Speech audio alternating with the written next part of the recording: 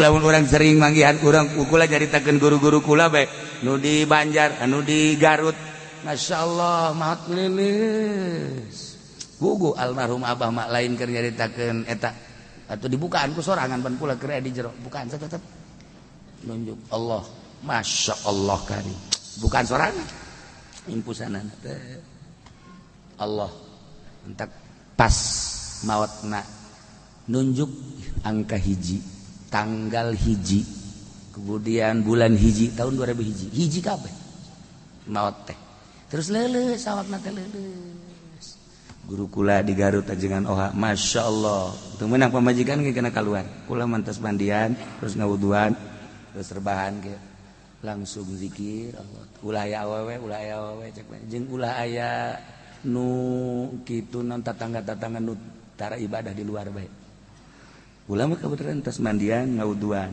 naik ka luhur eta jelas jasa beusi aya nu salam beusi nu salam mana eta ulah dijawab mama bae nu ngajawab berarti sering aya nu salam pan aya jipa di lain salam beusi aya anu ngabeuh kendang antep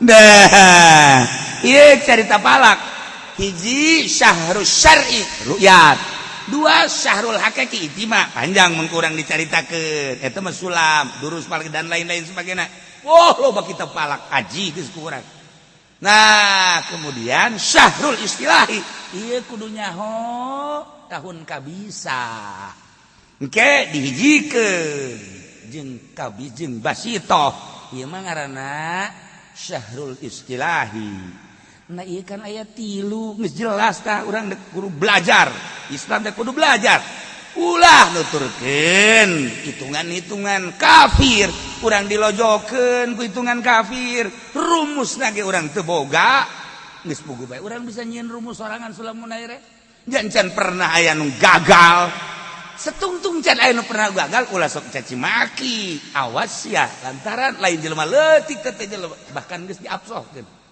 geus disohehkeun terkutuk si bahaya ulah sambarangan ngaran teu bisa urang nyalah-nyalahkeun we pake Islam satungtung urang kitu nyekelan teguh kana aturan Islam pake dah walaman teh ti kamari ge nu make happy meal pake ku sararea nyukom pake ku sia hayu pake geus pokona mah rumus aya nungguan heula cenah ti Amerika kumaha mun dilojokeun ku nyana da aing mah ieu bae henteu cenah ka kiai mah moal dituturkeun aing mah teh dituturkeun mah ka Allah di aing mah bisa ngaji oh sombong gitu jadi sombong ge ka sia aing mah ngaji eta tetep palak maksudna teu jak utang hitung sorangan nu aing mah bisa je aing mah dicarekan ku kolot aing baheula barang tas gaji dipapih baheula di Cipanas inget bae coba hitung itu dihitung salah gula carekan punya buat beakan gula carekan ngaji deh sia ngaji ada tuh kamu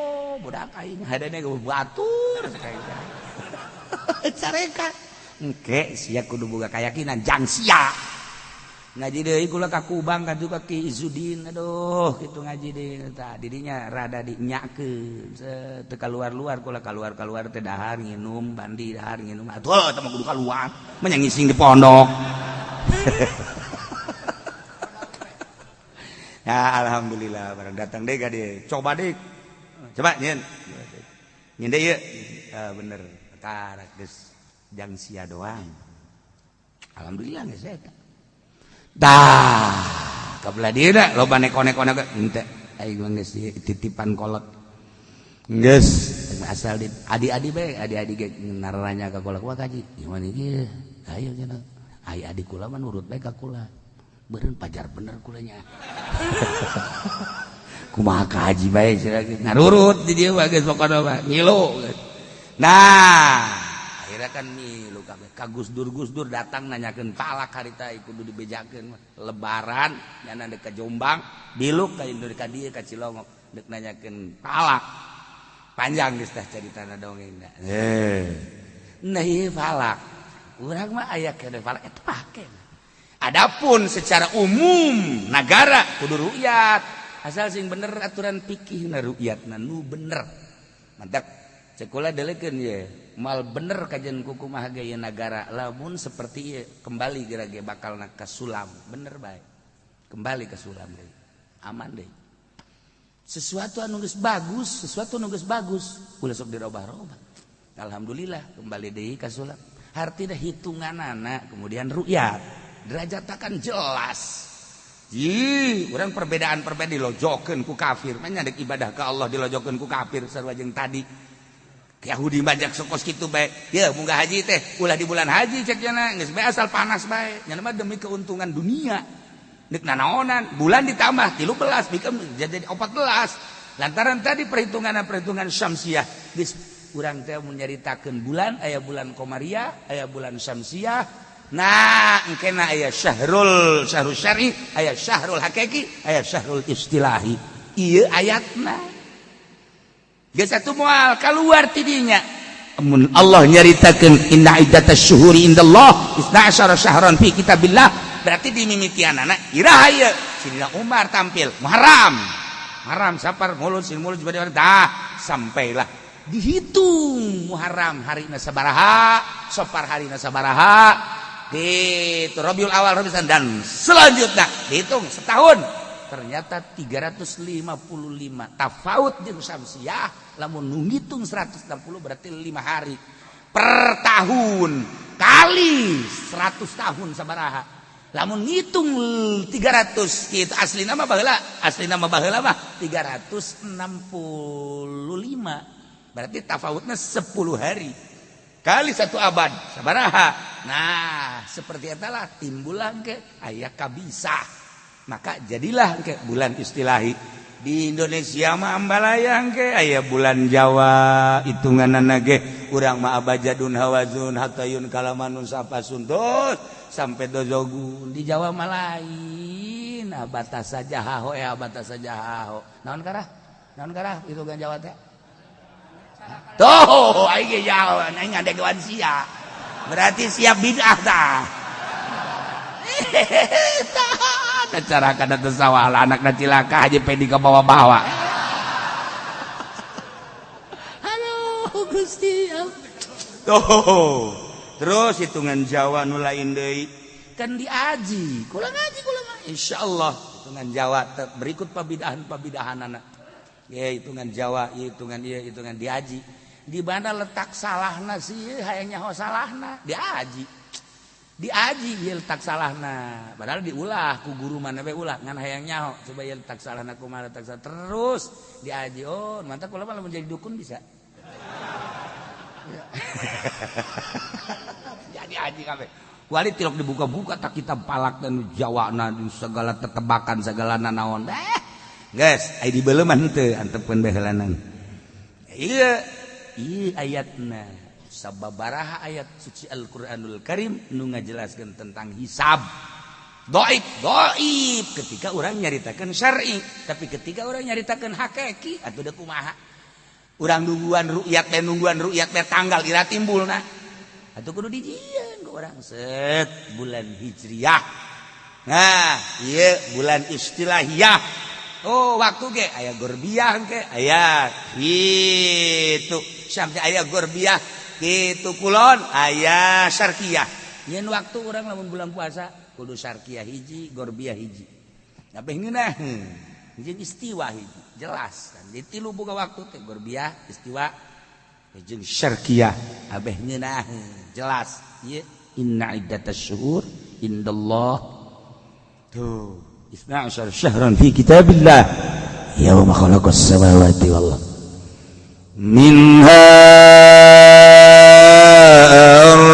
arba'atun hurum tina bulan 12 teh aya bulan anu istimewa bulan nu istimewana teh 4 arba'atun hurum yana disucikeun hiji Zulqaidah hapit 2 Zulhijjah bulan haji 3 Muharram bulan Muharram 4 Rajab ieu nu 4 ieu lain sambaran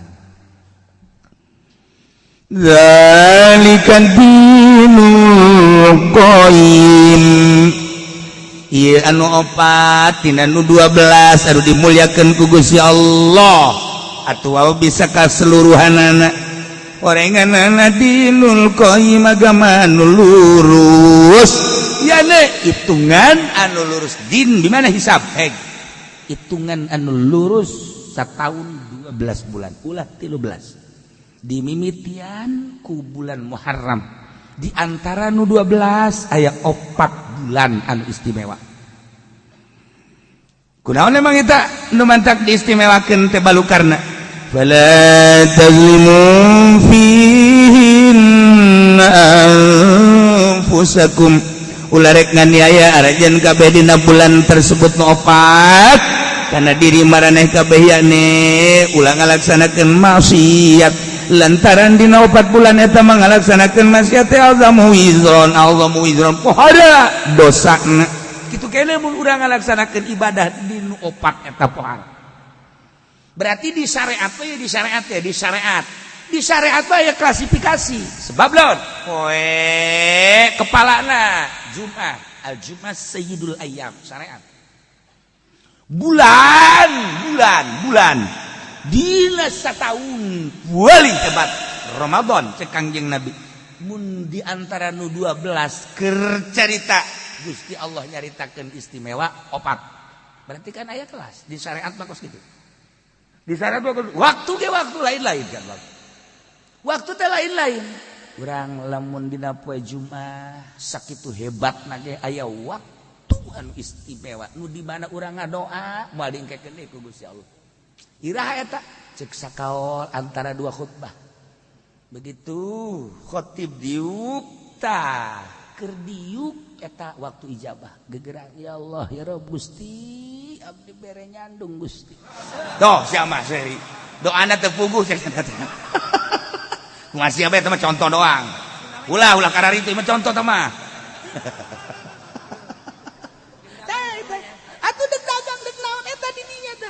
cek sakaol mah antara azan jeung qomat cek sakaol mah antara qomat jeung takbir etalah kesulitan maksudna lain kesulitan supaya orang nyongsrong sakumaha Lailatul Qadar teh dijelaskeun abe urang unggal penting teh ngintip Lailatul Qadar berarti kan aya keistimewaan tah dina naon gitu ngan Ramadan aya Lailatul Qadar Allah dina syariat ngautamakeun waktu ngautamakeun hari ngautamakeun bulan ngautamakeun tahun syariat pokos kitu bae ketika urang naik kana thariqah eueuh nu kos kitu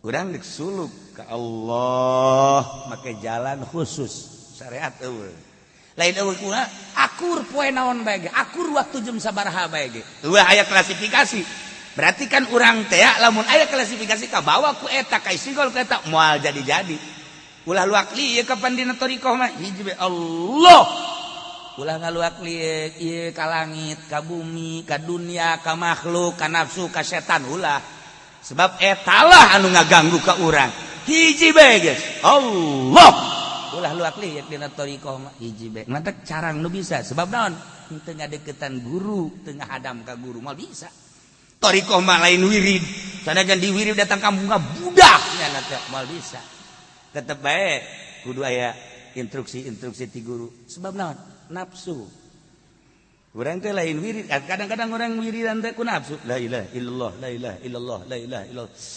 alhamdulillah nafsu urang padahal urang lamun jeung guru mah kadang-kadang urang kan zikir la ilaha illallah la ilaha illallah cak guru ulah zikir mendingan ngarokok urang kan berpikir masa sih teu zikir ka ngarokok ulah ngarokok bae sia ngarokok nyana kan bingung aing mah zikir ulah horenganan zikirna ku nafsu mendingan ngarokok puguh-puguh ngeleput eta hese na tarikat bahkan kos kitu hese na thariqah mah siga bagus padahal teu siga bagus kan urang make udang-udang make jubah saat nyalateun sholli Allahu akbar bareng hayang sholawat nek naon coba eta nanaonan teh kos kitu eta emang teu kabaca kitu ku aing udang-udang sia udah sok nyelek ka dia tuh biasa bae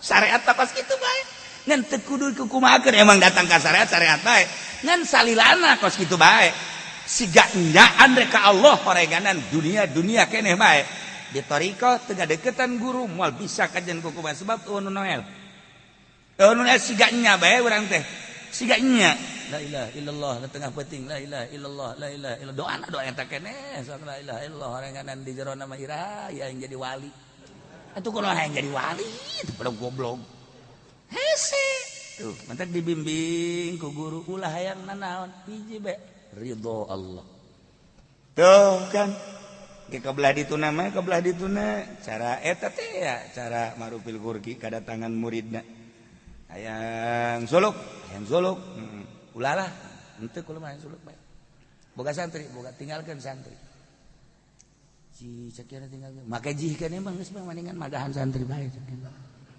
henteu kudu mah suluk tinggalkeun santri mantak dititah ditinggalkeun berarti kan nyana ngalep untung di santri mun cacak-cacak nyana magahan santri teu ngalep untung di santri atuh moal dititah ditinggalkeun nu mantak dititah ditinggalkeun nyana teh ya ngaharepkeun pamere di santrina atuh rek naonan mah magahan ngaji kos kitu ojol jeung pamere santri ci atuh engke ganjaran mah ti Allah ulah ojolan ti santri ieu mah santri geus kebal sia teu balik-baliknya geus 3 bulan balik atuh sia emang ulah atuh teu sasalaman jeung aing ih udah balik kan itu bebeja ka kolot balik bila perlu unggal minggu sia balik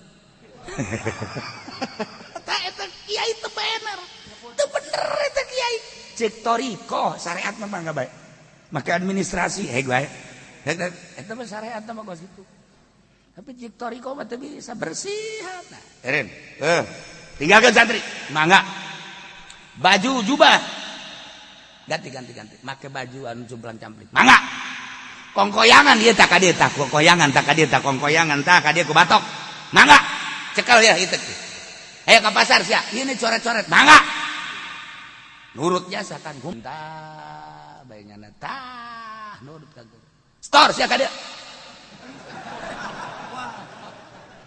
gitu wali mah kos kitu store aya ka dieu store menang sabaraha sia menang sakieu tah bikin kabeh ka guru menta deh menta deh store itu maksudnya moal ge jadi mursyid atuh lamun masih kana resep kana dunia okosna resep kana dunia tenden Aisyah ieu menta maksudna emang menta apa lain henteu abdi mah eta nu mere bae sabodo kumaha Gusti Allah men matak dibikeun kabeh ka mama kakarak lulus lamun kitu mah sia eta menta emang maksud atuh lamun teu kitu mah tuh kumaha dahar balik sia balik bandingkan dagang sia kos kitu mah ye ta eta hese ngalempengkeun atuh nah ulah luak lieur hiji Allah urang mah pan ieu masyaallah jadi kiai teh aya kandidat caleg mulai asana ieu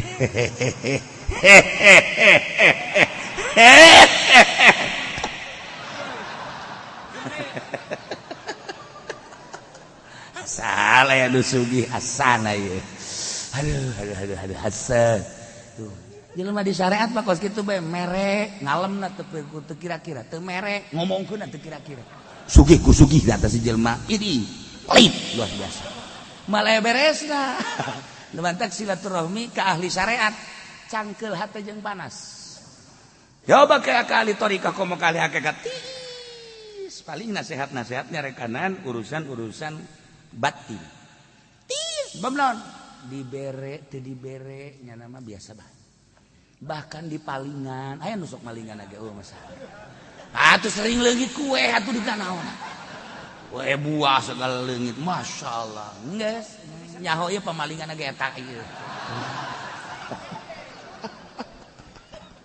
tuh ya teh beda aja tadi kok nah gan ulah sambarangan kudu aya nu ngabimbing guru mursyid ngelempeng ka Allah teh kumaha. Nah iya ulah aya unsur-unsur hayang bisa salamanan bae berarti kan boga rasa aing mulia enggeus boh urang lamun diondang bae mama mah gelas nu gede so gede ember mun aya mah aya hayang dihormat ulah aya mentak beda ahli thariqah mah jeung nu leutik jeung nu gede jeung nini-nini jeung budak biasa bae nyatu pandangan-pandangan nanaon jeung pejabat jeung rakyat biasa bae beda lamun ahli syariat mah aya bupati we nempel ge kikian mah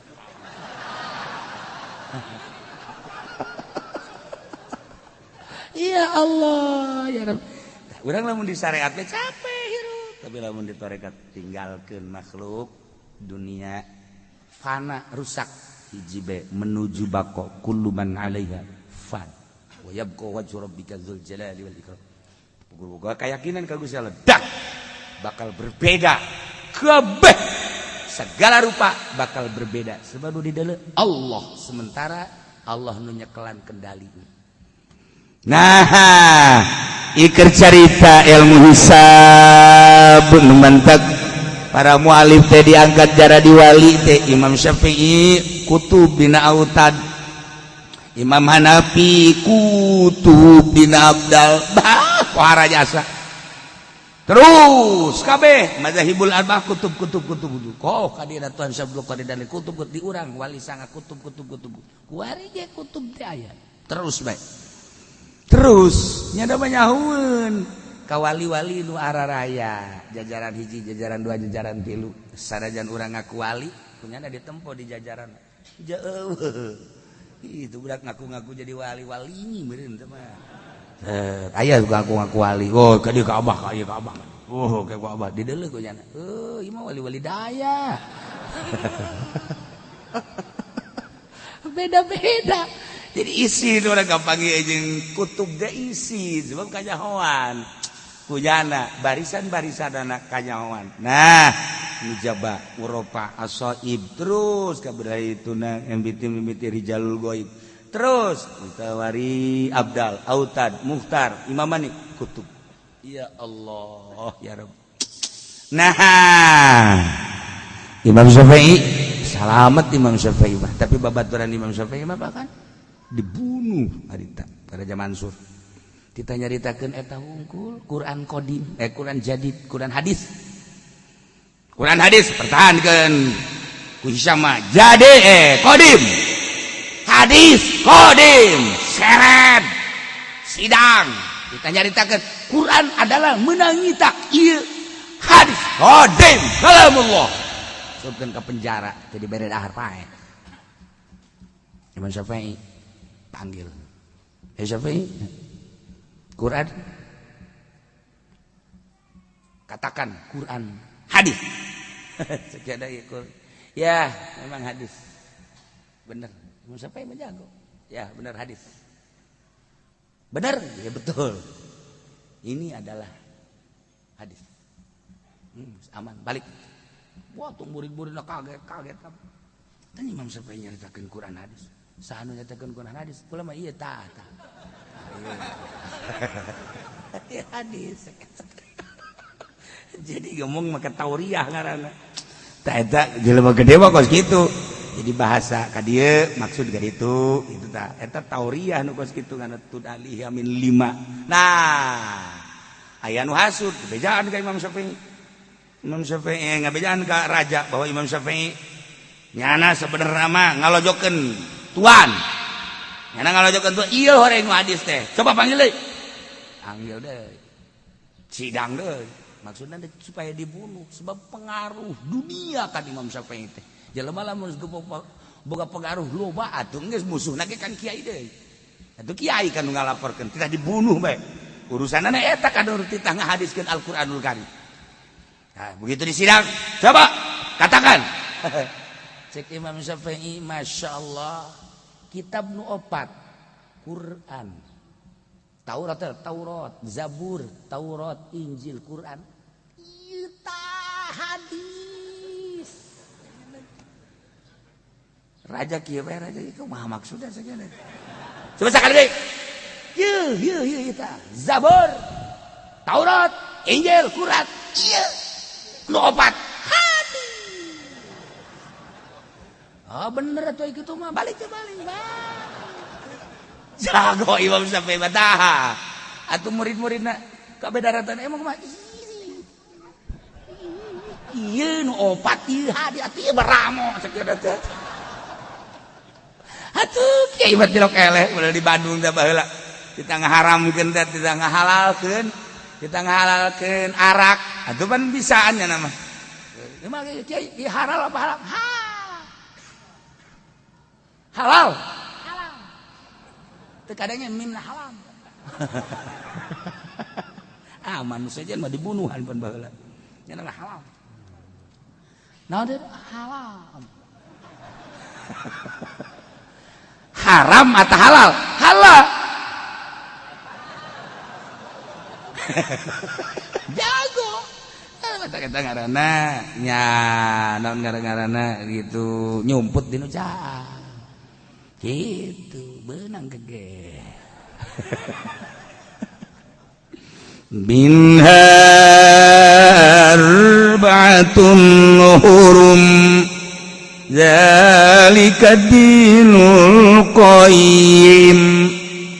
Maka ulah sambarangan anjeun ngalaksanakeun maksiat dina bulan nu opat khususna umumna di bulan-bulan anu lain. Ulah sok nganiaya ka diri maneh ku perzaliman termasuk peperangan di bulan nu opat mah ulah sakumaha ente seneng negakeun agama di bulan nu opat mah larangan ulah perang.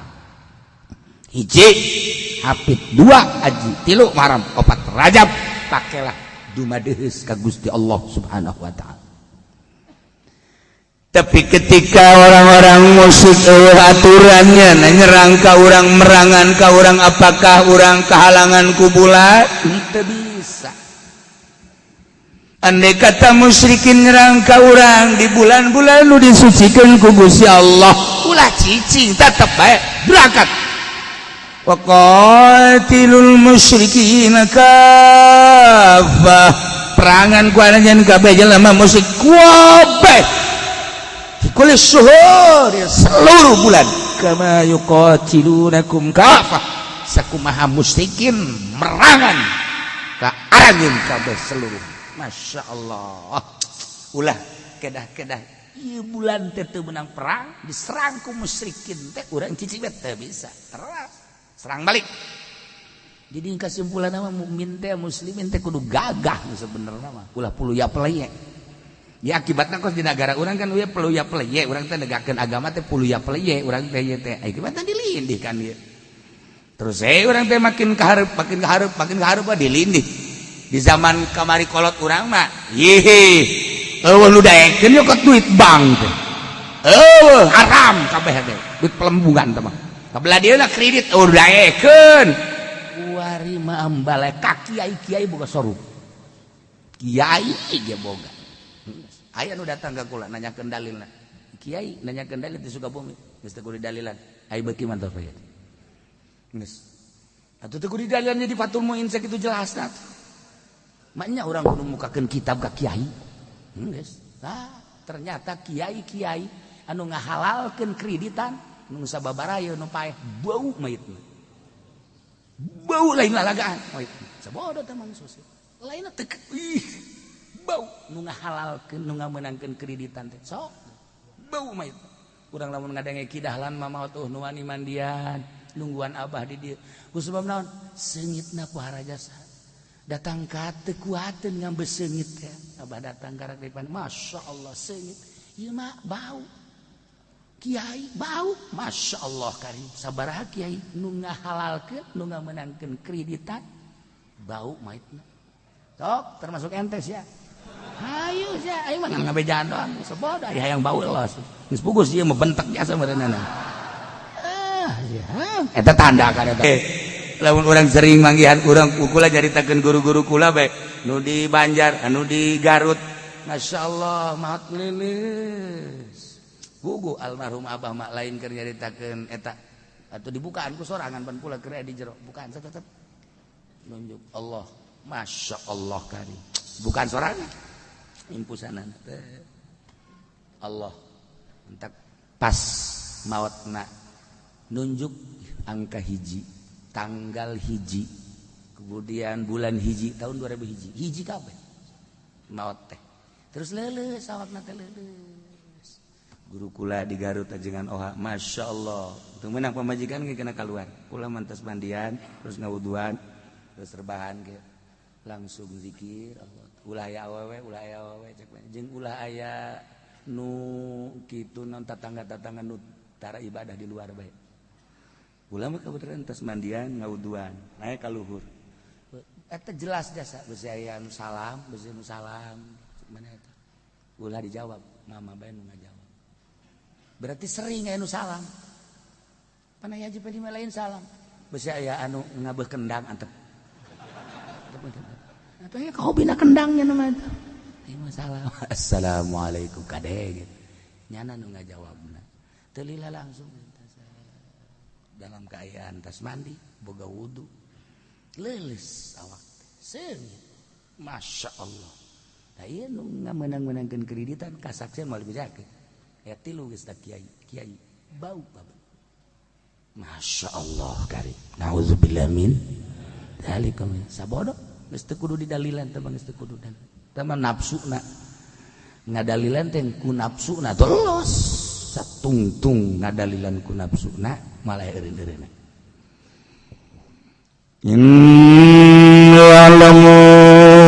Wa'lamu anna Allaha ma'al muttaqin.